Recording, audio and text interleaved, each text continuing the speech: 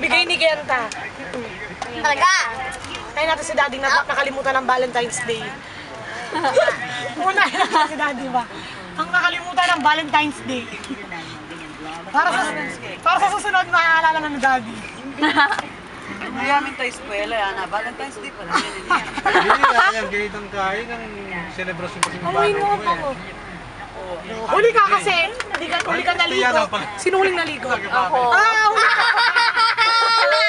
Sino huling naligo? Ako. Ay, si Mama. Kay Daddy. Lagay nyo daw. Para hindi na makalimutan ng Valentine's Day. Marim na. Hindi marinig. Hindi naman nanap ah. Tapos ako yung naligo. Tapos, sarado na, walang nalalaligo. Oh, naligo kaya ako! Tapos, Naligo kaya ako? huwag agad kukuha, hindi pa man binigyan. Gandaan mo naman. Ito lang, mama. Gandaan mo lang yung pagkakalagay. Maganda. Pangit? Oh, very good. Pero saan sarado muna natin. Pangit ko yata, pero never mind. Eh, magdidintis tayo, tapos nakagalit. Punta lang ba't kung...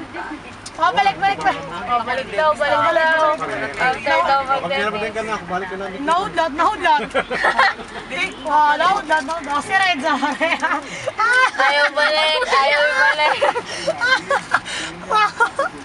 Sana, bigay mo na. Sa'yo na to. Wala rin gitna yan. Hindi halata. Siyempre, matao. Wow! Alam nyo na tayong tatlo lang. Patay mo na yan, tatlo lang upload.